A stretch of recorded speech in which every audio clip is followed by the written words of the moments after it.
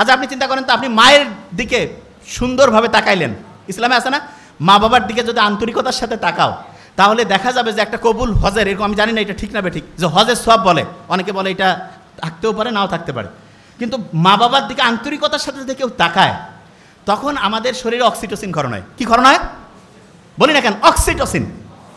এবং মা ওনারও শরীরে অক্সিটোসিন ক্ষরণ হয়। তাহলে তখন হয় কি, মায়ের যে রক্তের নালীগুলো আছে না এগুলো পরিষ্কার হয়, আমাদের যে রক্তের নালীগুলো আছে এগুলো পরিষ্কার হয়। লাভটা কি? মা বাবা হার্টের সমস্যা থেকে মুক্ত থাকে, মায়ের শরীরের কর্মদক্ষতা বাড়ে, আমাদের শরীরেও কর্মদক্ষতা বাড়ে। বুঝাইতে পারছি? আচ্ছা, ইসলামকে হাসি মুখে কথা বলতে উৎসাহিত করে নাকি মুখ গোমরা করে?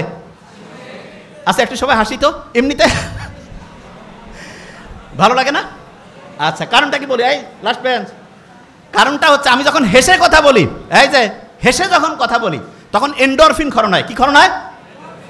ওই যে একটা কথা বলছি এখনো খেয়াল নাই, আসতেছি। এন্ডরফিন যখন ক্ষরণ হবে তখন দেখা যায় আমাদের ব্রেনটা আছে না ফ্লো স্টেটে যায়। ওই যে লাস্ট বেঞ্চ, 1 ঘন্টা যে 10 ঘন্টার কাজ করা যায়, ওই যে নিউ ইয়র্ক টাইমসে যে আসছিল 1 ঘন্টায় 10 ঘন্টার কাজ করা যায়, সেই জন্য ফ্লো স্টেট যেটা সেইটার পিছনে এন্ডরফিন বলে একটা উপাদান আছে। এন্ডরফিন বলতে একটা উপাদান আছে। তাহলে আপনি একজনের সাথে হেসে মুখে কথা বললেন, হেসে হেসে কথা বললেন, তাহলে আপনার ব্রেনটা ভালো হইল না খারাপ?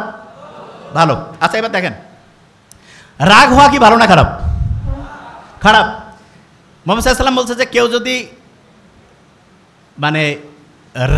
মানে রাগ হয়ে যায় তাহলে রাগটা হচ্ছে তার ভালো আমলগুলোকে, ওই আগুন যেমন হচ্ছে যে কোনো জিনিসকে পুড়িয়ে দেয়, ভালো আমলগুলোকে পুড়িয়ে দেয় হচ্ছে তার রাগ, এরকম খারাপ। বিজ্ঞানীরা দেখছে কেউ যখন রাগ হয়ে যায় তখন তার রক্তের যে কোয়ালিটিটা এইটাতে দেখা যায় কর্টিসল বেড়ে যায়, তার মানে টেনশন যে কারণে বেশি হয় সেই জিনিসটা বেড়ে যায়।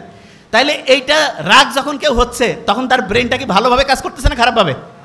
খারাপ। একটা ঘটনা বলি, মুহাম্মদ সাল্লাল্লাহু আলাইহি ওয়াসাল্লাম আবু বকর রাদিয়াল্লাহু তাআলা আনহু পাশাপাশি বসে আছেন। একজন দূর থেকে আসলো, এসে আবু বকর রাদিয়াল্লাহু তাআলা আনহু সম্বন্ধে মিথ্যা বানিয়ে বানিয়ে কথা বলতেছে, এবং আবু বকর রাদিয়াল্লাহু তাআলা আনহু কিন্তু এটার মানে হচ্ছে যে প্রোটেস্ট করতেছে যে না এটা কেমন কথা, আপনি তো ঠিক বলতেছেন না। ভদ্রভাবে আবু বকর রাদিয়াল্লাহু তাআলা আনহু হচ্ছে এটার জবাব দিচ্ছে। মুহাম্মদ সাল্লাল্লাহু আলাইহি ওয়াসাল্লাম মুস্কি মুস্কি হাসতেছেন, আর ওই লোক খালি সমানে মিথ্যা সমালোচনা করতেইছে। এরপরে হঠাৎ করে আবু বকর রাদিয়াল্লাহু তাআলা আনহু মানে রাগ হয়ে গেল, রাগ হয়ে বলল যে না এটা হচ্ছে যে মানে তুমি যেটা বলতেছো একদমই ঠিক না। এবং উনি প্রচণ্ড রাগ যখন হলেন তখন মুহাম্মদ সাল্লাল্লাহু আলাইহি ওয়াসাল্লাম একটু মুখটা মলিন করে সেখান থেকে চলে গেলেন। মুহাম্মদ সাল্লাল্লাহু আলাইহি ওয়াসাল্লাম যখন চলে গেছে তখন আবু বকরও কিন্তু রাদিয়াল্লাহু তাআলা আনহু ওনার পিছে পিছে গেছেন।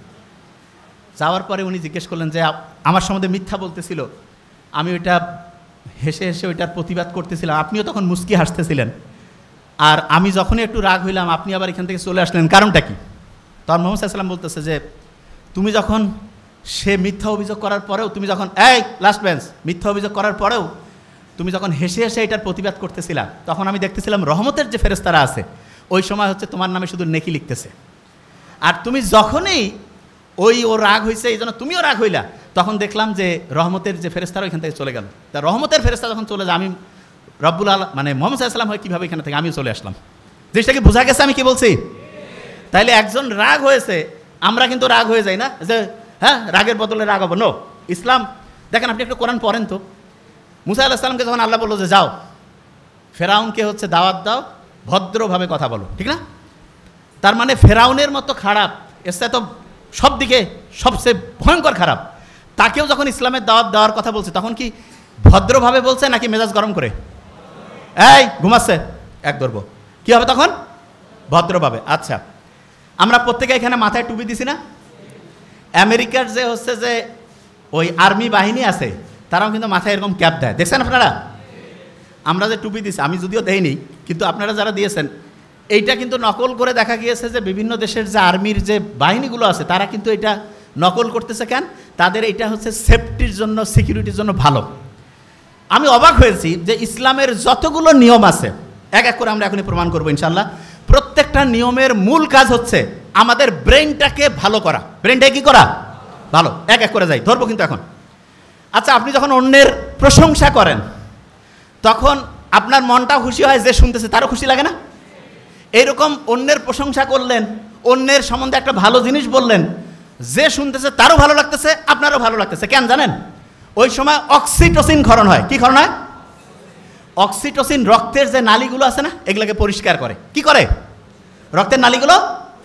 আচ্ছা, আপনি কি জানেন যে রক্তের নালী যদি পরিষ্কার হয়, ব্রেন ঠিকভাবে যদি পুষ্টি পায়, তাহলে আমাদের ব্রেনটা ভালোভাবে কাজ করবে না খারাপভাবে? ভালো। এটা নাম্বার 1।